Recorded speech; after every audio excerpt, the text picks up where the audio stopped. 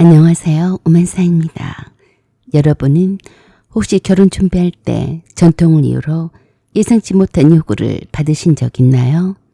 오늘 사연은 상견례 자리에서 시어머니가 갑자기 함을 보낼 테니 이바지 음식을 준비하라고 말씀을 하셨던 이야기입니다. 요즘 세상에 하객도 줄이고 예단도 웬만하면 간소화하는 추세인데요. 정작 본인은 전통을 중시한다며 며느리 집에 그 모든 부담을 지우는 예비 시어머니였어요. 그럼 지금부터 함께 들어보시죠. 올해 31살인 저는 결혼 전에 남편의 사업체에 근무하며 남편과 함께 일을 하고 있었어요.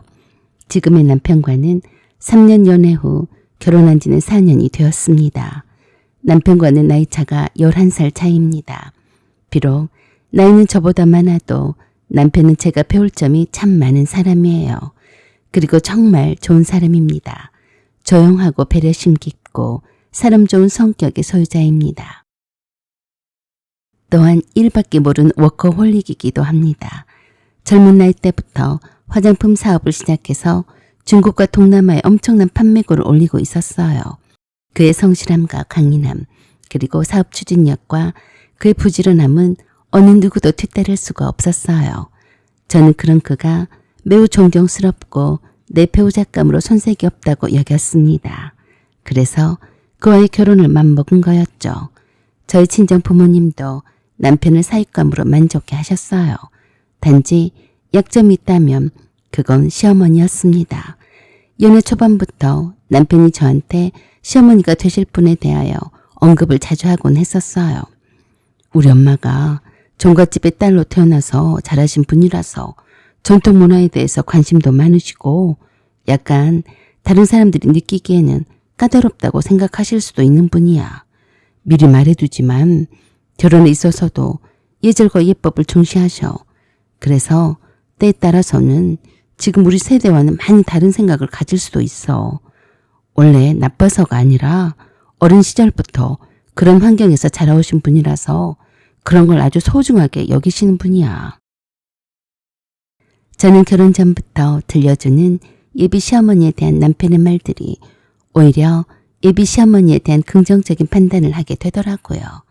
우리나라 전통 문화를 계승하고 발전시키는 분이라고 여겼기 때문이었죠. 누가 그런 일을 나서서 하겠어요. 그런 신념과 사고를 가지고 있는 것만으로도 남다른 분이시라고 여겼습니다. 그리고 남편을 보면 그 어머니가 어떤 분이실지도 예상이 되었기에 좋은 분이실 거라고 믿었어요. 남편 우려와는 다르게 그런 것들은 맞춰가면 된다고 생각을 해서 별 문제가 될 것이 아니라고 생각했습니다. 하지만 그때 몰랐어요. 그 말이 앞으로 어떤 전쟁이 서막이 시작이 되는 것인지를요. 제가 처음으로 시댁으로 인사를 드리러 갔을 때에도 보통 가정집과 별반 다르지 않았습니다. 특별히 전통예절을 따지거나 그러시진 않았어요. 그래서 드디어 결혼 준비를 본격적으로 시작하며 양가 부모님을 모시고 상견례 자리를 가졌습니다. 서울시 한정식 집으로 남편 예약을 해두었습니다. 저희는 약간 떨리는 마음으로 미리 와서 시부모님께 드릴 조그만 선물과 꽃다발을 들고 자리에 앉았습니다. 남편의 뜻에 따라 다른 가족은 배제하고 양가 부모님만 오시기로 했습니다. 처음에는 화기애애했어요.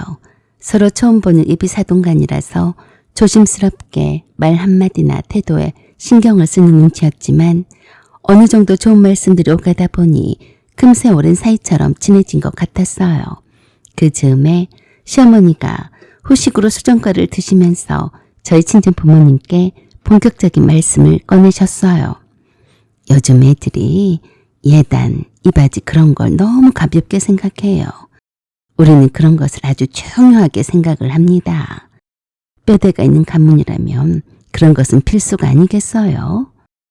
저는 종갓집에서 태어나서 어른들로부터 엄격한 예의범절과 전통문화 교육을 받으면서 자랐습니다. 우리 큰아들도 그렇고 조카들도 그렇고 결혼을 하게 되면 모두들 이바지 음식으로 우더들께 인사를 먼저 올렸습니다. 우리 집안은 집안 어른들이 결혼을 형식적으로나마 승낙을 해주어야 비로소 결혼식을 올릴 수가 있어요. 이바지 음식으로 집안의 우러른들 뿐만이 아니라 모든 친척들이 다 모인 자리에서 대접을 해드려야 합니다. 늘 그렇게 해온 전통이라서 우리가 비록 종손은 아니지만 종갓집의 후손으로서 예를 갖추는 것이 저희만의 자부심이죠. 요새는 돈도 많이 들고 이바지 음식을 장만하는 것이 보통 정성이 아니라서 생략하는 경우가 많습니다만 우리 집안은 그렇지 않습니다. 새 며느리가 될 사람이 정성껏 음식을 준비해와서 집안의 울어든과 가족 및 친지분들께 인사를 올리는 게 예법이에요. 저희 친정엄마가 그런 입이 시모의 말에 그러셨습니다. 아, 그러시군요. 그러면 그렇게 해야죠. 저도 며느리가 있지만 제가 일부러 그런 것은 허례허식이니 생략하자고 했었는데 말씀을 듣고 보니 집안의 좋은 전통으로 내려오나 보네요. 어떻게 하면 좋겠습니까? 그저 집안의 울어든들이 보시기에 나 부끄럽지 않게 정성껏 장만해서 보내주시면 감사하겠습니다. 그 자리는 처음 시집으로 들어와 살겠다는 인사 자리인 만큼 소홀함이 없이 해주시면 됩니다. 그리고 또 한마디를 하시면서 계속해서 시어머니의 이바지 음식에 대한 말씀이 끝도 없이 이어졌어요. 저도 웃 어른들한테 내 며느리 될 나이가 좋은 소리를 듣고 며느리를 잘 얻었다는 소리를 듣고 싶지 않겠습니까? 아무쪼록 잘 부탁드리겠습니다. 이쯤 되자 저희 친정엄마가 은근슬쩍 마음의 부담이 되기 시작했습니다. 얼마나 어떻게 해오기를 바라길래 저렇게 소두가 길까 싶었기 때문이죠. 그래서 예비 시어머니 이바지 음식에 대한 철학과 사상에 대한 일장연설을 귀를 쫑긋이 세우고 열심히 경청을 했습니다. 새 식구로서 인사를 제대로 하는 것은 도리 중의 도리이지요. 이바지 음식을 잘 해주셔서 보내오시면 저도 닭바지를 해서 보내드리겠습니다. 이왕 이바지 음식을 보내실 때 함께 집안 우더른들께 드릴 혼수 예단도 함께 보내주세요. 제가 작년에 큰집의 며느리가 시집을 올 때 했던 이바지 음식과 혼수 예단을 예시로 적은 용지를 참고하시라고 지금 드려도 되겠습니까? 네?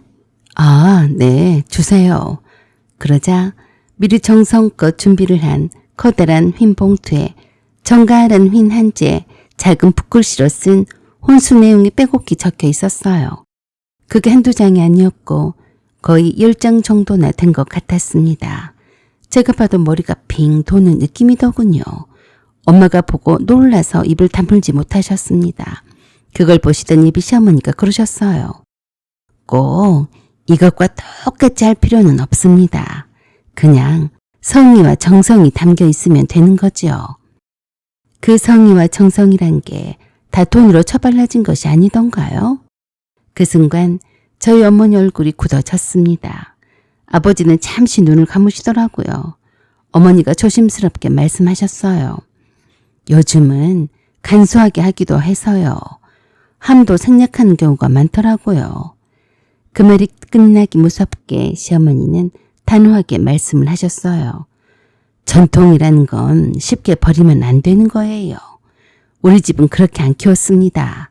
혼례라는 건 양가의 정성과 폼이 들어가야 진짜예요. 거기서 끝이 아니었습니다. 그리고 그 자리에서 시어머니는 무려 30분 가까이 이바지 음식에 대해 자세히 말씀하셨어요. 어떤 음식은 왜 필요한지, 무엇이 빠지면 실례인지, 심지어 음식별 포장 방식까지 조목조목 이야기하셨습니다. 번거롭겠지만 저희 집안의 우더른들께 보여드려야 하는 거라서 정성스럽게 해주신다면 정말 감사하겠습니다. 그리고 이것은 함께 보내셔야 할 웃 어른들의 성함입니다. 알고 보내셔야 할 것 같아서요. 꼭 비싼 것으로 하지 않으셔도 됩니다. 그저 어른들이 보시기에 이 정도면 인사 선물로 적당하다고 생각하실 만큼만 해오시면 되겠습니다. 라고 하시며 큰 종이 봉투를 친정엄마에게 내미셨어요. 그걸 열어본 친정엄마가 입을 쩍 벌리고 말씀을 못하셨습니다. 그 종이 봉투 안에 있는 옛날식 종이 위에 붓으로 정갈하게 적혀있는 시댁에 인사를 해야 할 어른들의 성함들이 빼곡히 적혀 있었어요. 한둘이 아니었어요. 셀 수 없을 만큼 많은 이름들이 적혀 있었어요. 놀라서 당황해하는 엄마를 보며 이번엔 예비 시아버지께서 말씀을 하셨습니다. 죄송합니다. 조금 인원이 많아서 놀라실 겁니다. 저희 집안이 종갓집은 결코 아니지만 종가의 행사 때마다 꼭 참석을 하곤 합니다. 저희 집안 전통이 결혼을 해서 들어오거나 나갈 때에도 꼭 종가 어르신들한테 알리는 게 저희 집안만의 전통 예절이지요. 저희 조씨 집안으로 따님께서 시집을 오는 이상은 저희 집안 예법을 따라 주실 것이라 믿습니다. 가장 위에 적혀져 있는 분이 가장 웃 어른이라서 특히 더 신경을 써주시면 감사하겠습니다. 그래서 엄마가 말했어요. 이 많은 분들에게 어떻게 혼수회잔을 준비를 한단 말이죠? 그러자 예비 시모가 그러셨어요. 제일 첫 장에 이름이 올라가신 분들은 겨울 이불 한 세트씩을 준비를 해주시고 나머지 분들은 현금으로 준비를 해주시면 제가 다 알아서 준비를 해서 올리겠습니다. 그럼 이 많은 사람들 혼수회단으로 얼마를 드리면 되겠습니까? 제가 어떻게 제 입으로 말씀을 드리겠습니까? 성의껏 챙겨주시면 감사할 따름이지요. 그것보다도 더 중요한 것이 이바지 음식입니다. 조상님께 올릴 제사용 이바지 음식도 따로 조그맣게 준비를 해주셔야 하고요. 그 제사용 이바지 음식은 고춧가루나 튀기거나 해서는 안 되고 찐 생선이나 탕국을 간단하게 준비해 주시면 되겠습니다. 힘들고 번거롭더라도 절대로 제사상에 올릴 음식을 다른 사람 손에 맡기거나 사와서는 안 됩니다. 직접 요리하시고 조리를 하셔야 해요. 조상님께 올릴 음식이니까요. 그건 꼭 명심 또 명심해 주세요.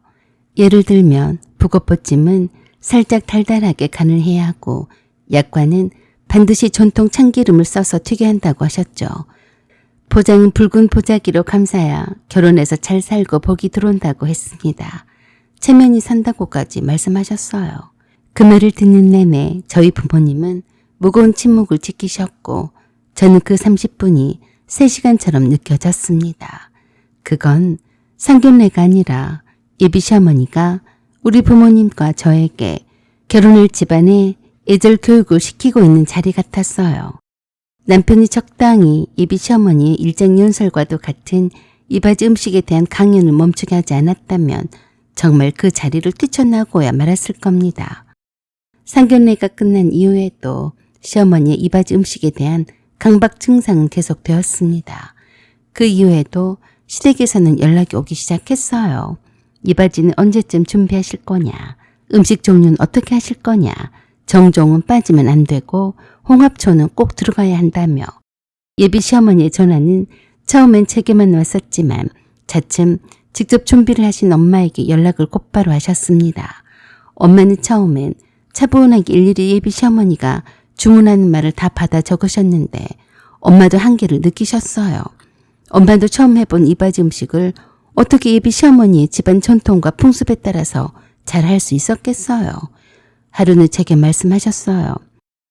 우리 집이 종갓집도 아닌데 왜 이렇게까지 해야 하냐? 하고 회의를 가지시곤 했습니다. 저도 물론 마찬가지였고요. 결국 외부 업체를 통해 이바지 음식 주문을 알아보게 됐어요. 그러자 시댁은 업체도 간섭하더라고요.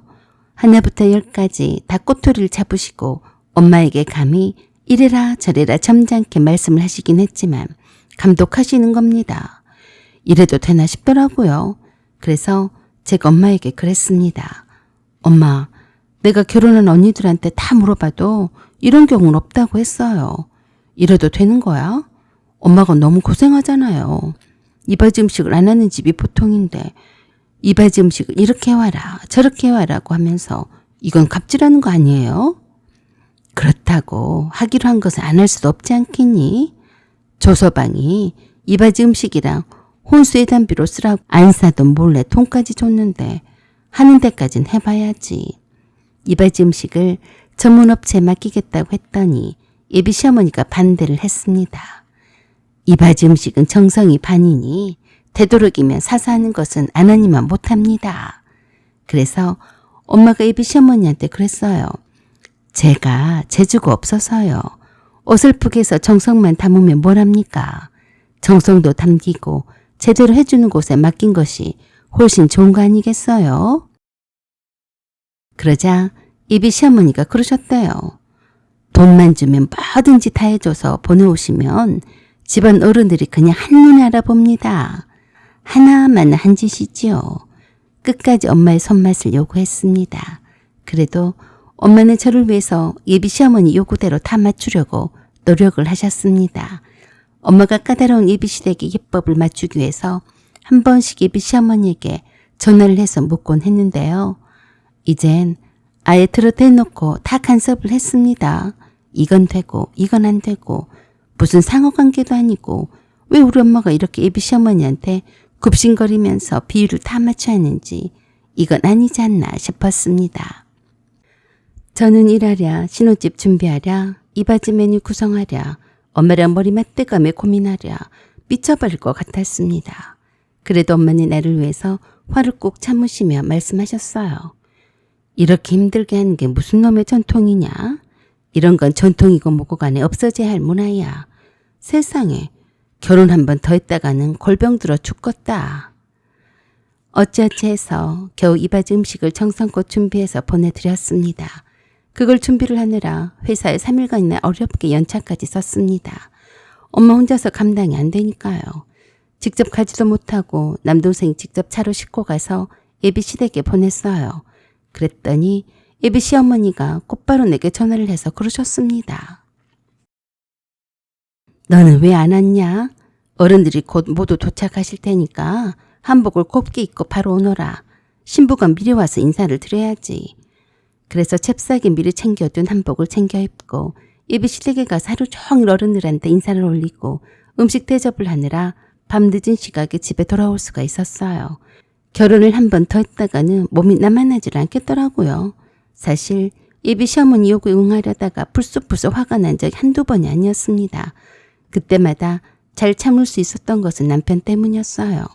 남편이 내게 예비 시댁 모르게 이바지 음식을 장만할 돈과 혼수 예단비를 대주었어요. 어차피 예비 시어머니가 전통이라서 그 과정은 꼭 거쳐야 한다고 한 거라서 남편이 자기 돈을 대준 거였습니다. 그걸 알고 있었기에 친정엄마도 나도 두 말 않고 예비 시어머니가 시킨 대로 참고 따라 했었죠. 그리고 그 주 주말에 불러서 시댁에 갔습니다. 시어머니가 저에게 그러셨습니다. 홍어찜이 너무 짜더라. 이런 건 원래 간을 좀 약하게 해야지. 내가 그렇게 네 엄마한테 여러 번 말했는데 그걸 하나 못 지키시니? 그 귀한 음식을 간도 하나도 못 맞춰서 어쩌란 말이냐. 내가 얼굴이 화끈거려서 혼쭐이 났다. 너는 새겨 듣고 다음에 네 갈 때는 절대 그러지 말 거라. 알아들었냐? 알아듣긴 뭘 알아들어요. 내 앞에서 우리 엄마 험담을 하니까 기분이 역 같았습니다. 뭐 이런 경우가 다 있나 싶더라고요. 그래서 저도 모르게 예비 시어머니한테 그랬습니다. 어머니 입에 맞는 간을 원하셨다면 그냥 어머니가 이바지 음식을 직접 하시지 그러셨어요. 저도 그렇고 저희 엄마도 그렇고 이바지 음식을 처음 해보는 건데요. 어떻게 어머니 입맛에 맞는 간을 맞추겠어요? 그냥 돈을 드리면 어머니가 적당히 알아서 어머니 입맛에 맞춰서 이바지 음식을 할 것이지 왜 피곤하게 굳이 저와 저희 엄마에게 직접 음식을 해오라고 시키셨어요? 그러자 이것 좀 보소. 이거 말하는 것 좀 보게. 어이없다는 표정이셨습니다. 너는 우리 집 며느리가 되려면 아직 한참 멀었다. 결혼이 문제가 아니야. 네 말하는 예절부터 가르쳐야겠다. 라고 하시며 또 한바탕 일장연설을 하실 기세였어요. 그래서 제가 한마디 더 쏘아붙였습니다. 어머니, 저도 바쁜 사람이에요. 이바지 음식을 하느라 회사에 사정을 해서 3일씩이나 연차를 뺐고요. 저희 엄마랑 제가 잠도 제대로 못 자고 이바지 음식을 장만하느라 힘이 들었어요. 어머니야 맨날 종갓집 일에 불려 다니시니까 선수라서 이런 것쯤이야 식은 죽 먹기겠지만 저나 저희 엄마나 이런 거 해봤어야죠. 그럼 조금 맘에 안 들고 간이 안 맞아도 고생했다고 없는 소리 한번 하면 돈이 들어요. 그리고 저도 바쁜 사람이니까 함부로 오라가라 부르지 마세요. 아셨어요? 전 이만 갑니다. 라고 하고 시어머니 대답도 듣지 않고 예비 시댁에서 나와버렸습니다. 그동안 예비 시어머니 때문에 쌓인 스트레스도 많았는데 최선을 다해서 나름 이바지 음식을 예비 시어머니 요구대로 준비를 하느라 고생한 엄마에게 그런 식으로 말을 하니까 더 이상 참을 수가 없었어요. 이렇게 된 이상 이젠 참지 않고 하고 싶은 말을 다 하려고 작정했습니다. 저도 이판사판이었어요. 시어머니는 내가 예상 밖의 말을 한 것에 대해서 매우 놀라신 모양인지 아무 말도 하지 않았어요. 그리고 며칠 뒤에 친정엄마 앞으로 시어머니가 직접 요리를 해서 보낸 닭바지 음식이 도착을 했습니다. 저와 부모님이 모두 입을 쩍 벌리고 다물지 못했습니다. 왜냐고요? 이바지 음식을 하느라 이것저것 샘플들을 다 봤지만 이렇게 독창적이고 이쁘고 정성이 가득하고 맛있어 보이는 이바지 음식을 처음 접해보기 때문이에요. 포장부터 배달되는 박스 종이까지 어느 것 하나 흐트러짐이 없었어요. 기죽어. 이건 필시 장인의 솜씨가 아니고 뭐겠어요. 약과도 시중에 그런 흔한 약과는 아니었습니다. 한과도 큰 한 상자가 왔는데 그야말로 먹기 아까울 정도로 작품이었어요. 그뿐이게요. 떡도 종류별로 3상자나 왔습니다. 방앗간에서 떡고물과 찹쌀가루만 쪄왔을 뿐이지 직접 예비 시어머니 손길이 다 닿았다고 하더라고요. 남편이 한 말이었으니 거짓이 아닌 거죠. 하지만 이런 걸 일반 가정집에서 다 준비를 했다는 것을 누가 믿겠어요? 꽃가미도 꽃이 피었더라고요. 하나하나마다 작과 각종 견과류와 대추를 넣어서 작품을 만들었더라고요. 이바지 음식이란 것은 이런 것이다 라고 몸소 보여주신 셈이었어요. 정성이 담긴 하나하나가 또 얼마나 맛있던지 아버지가 한 입 베어물고는 눈을 크게 뜨고 그러셨어요. 와, 이건 장인이다. 어떻게 이렇게 맛있지? 진짜 대접받는 기분이네. 네 시어머니 되실 분은 정말 대단하신 분이시다. 엄마도 너무 놀랍다고 하시면서 사위에게 그러셨습니다. 어떡하지? 나는 솜씨가 없어서 이것저것 양만 푸짐하게만 보낼 줄 알았지. 이렇게 고급스럽고 정성이 가득 담긴 걸 보니까 정말 부끄럽네. 아니에요, 장모님. 저희 어머니도 처음부터 잘 하시지는 않았어요. 다 주변 어른들한테 혼나면서 배우신 거예요. 아, 그랬구먼. 잘 받았다고 전해드리게. 이거 뭐 먹기도 아까워서 어쩌나. 그러자 예비 남편이 엄마에게 그랬습니다. 장모님, 저희 어머니 비율을 맞춰주느라 고생이 많으셨습니다.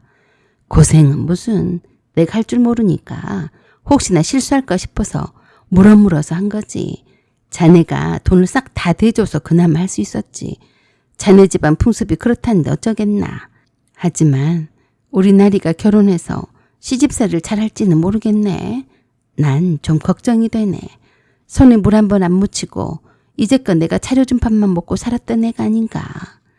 걱정 마세요. 나리 씨가 원하지 않는 이상은 절대로 저희 어머니를 따라서 종갓집 제사 때 따라가지 못하게 할 거예요. 정말인가? 그래만 준다면 나야 고맙지. 그런데 자네가 무슨 수로 그렇게 한단 말인가? 일 핑계를 대야죠. 저희 어머니는 평생 주부로만 사셨지만 나리 씨는 제 회사에 출근하는 사람이잖아요. 저를 믿고 맡기세요. 장모님이 걱정하시는 것처럼 나리 씨를 힘들게 하지 못하게 할 거니까요. 그러자 엄마가 예비 남편의 등을 토닥거리며 연신 든든한 사위라며 좋아하셨습니다. 남편은 결혼 전과 결혼 후가 별반 다르지 않았습니다. 그는 엄마한테 한 약속을 잘 지켰어요. 저는 시어머니 부름에 불려가는 법이 없었고 늘 손이 야무진 시어머니가 음식을 맡아서 요리를 하셨고 저는 설거지 담당이나 서빙만 했습니다. 시어머니도 제게 그 어떠한 건 또 요구하시지 않으셨어요. 다만 아직 결혼을 하지 않은 시누이만 옆에 끼고 하나부터 10까지 요리와 이바지 음식 같은 것들을 가르치고 있었어요. 그래서 시댁에 가더라도 늘 시누이와 시어머니가 함께 주 요리를 담당을 했기 때문에 저는 늘 편하더라고요.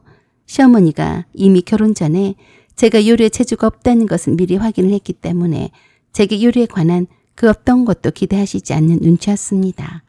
참 다행이었어요. 하지만 시어머니표 이바지 음식을 만드는 법을 꼭 배우고 싶었습니다. 시어머니만의 독창적이고 예술적인 표현과 맛이 그야말로 환상적이었거든요. 그래서 내가 한 번씩 시댁에 일부러 가서 시어머니께 그랬어요. 어머니, 저한테 이바지 음식 만드는 법을 가르쳐 주시면 안 돼요? 배우고 싶어요. 뭐? 너는 요리에 요자도 관심이 없는 줄 알았는데 갑자기 왜 그러냐? 그때 친정이 보내주신 닭바지 음식 말이에요. 그게 너무 좋았어요. 저도 배워서 해보고 싶어요. 살다가 별일을 다 보겠다. 너는 그냥 회사 일이나 열심히 해. 네 재주는 아닌 것 같으니까 하는 말이다. 제가 왜요? 저도 요리를 배우면 곧잘 해요. 그거야 네 생각이지. 너는 아니다. 왜 그렇게 생각하세요? 내가 얼마나 까탈스러운데 그러냐? 너랑 안 싸우고 싶다.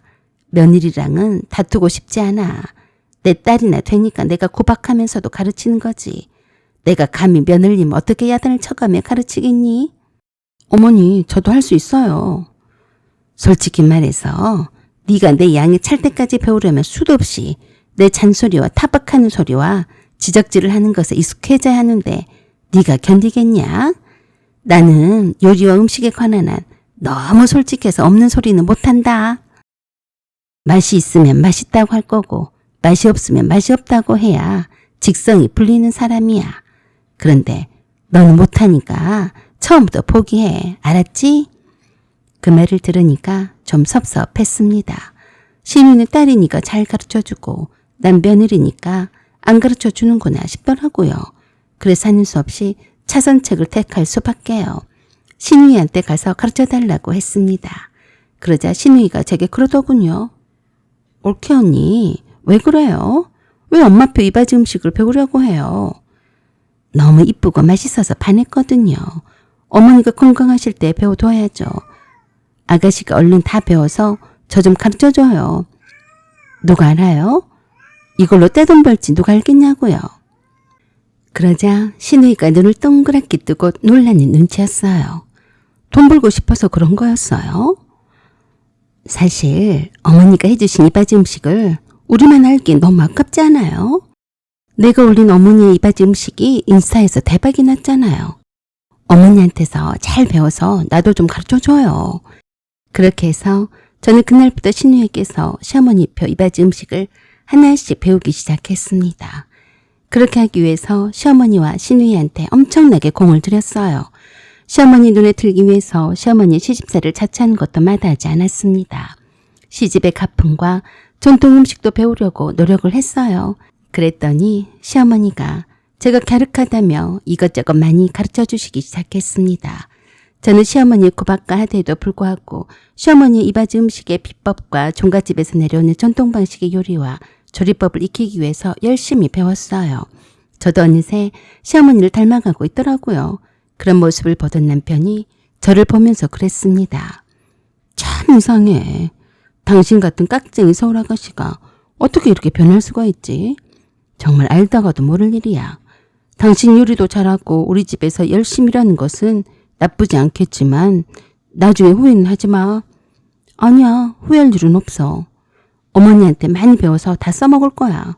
써먹다니? 어떻게? 뭐든지 배워서 나쁠 건 없잖아. 어머니 음식 조리법과 전통 음식은 독특하고 남다르잖아. 이건 회소 가치가 있는 거야. 꼭 다 배워서 사업으로 키울 거야. 어머니처럼 집안에서만 하면 누가 알아줘? 아무도 배우려고 안 하려고 할 거 아니야. 그렇게 되면 아깝잖아. 언젠가는 사라질 테고 말이야. 그래? 참 기특한데? 한번 잘해봐. 내가 도울 테니까. 알았지? 그렇게 해서 시어머니 이바지 음식을 하나씩 배워서 인스타에 올리고 하나씩 주문을 받아서 했더니 금세 입소문이 나기 시작했습니다. 지금은 저 혼자서 할 수 있는 일이 아니라서 시누이와 시어머니를 제 직원으로 두고 그 재능을 아낌없이 발휘를 하는 중이죠. 제가 사장이고요. 저는 주로 마케팅 담당이고 시어머니와 시누이는 이바지 음식을 만드는 제조 담당이죠. 갈수록 쌓여만 가는 주문을 다 감당하기도 어려운 지경이라 직원도 더 고용하고 한가와 전통 떡카페도 확장해서 운영을 하고 있습니다. 물론 아직까지는 대박을 치는 중이죠.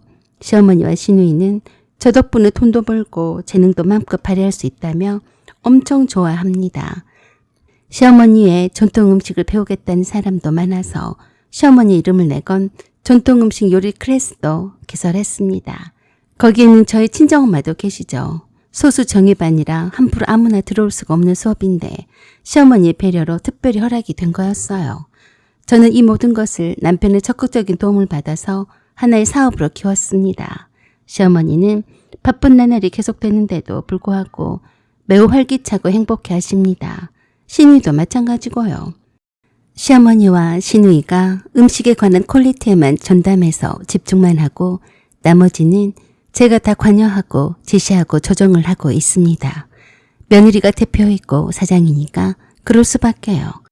저는 시어머니를 잘 만난 탓에 제가 운영하는 사업체를 잘 키우고 있어서 늘 시어머니께 감사를 드리고 있고 시어머니는 아까운 그 재능을 유익하게 잘 쓰고 계시니까 좋고 여러 사람들에게 그 재능 인정을 받으니까 좋고 시누이도 제 덕분에 돈도 많이 벌고 시어머니와 함께 일할 수 있어서 참 좋다고 했습니다.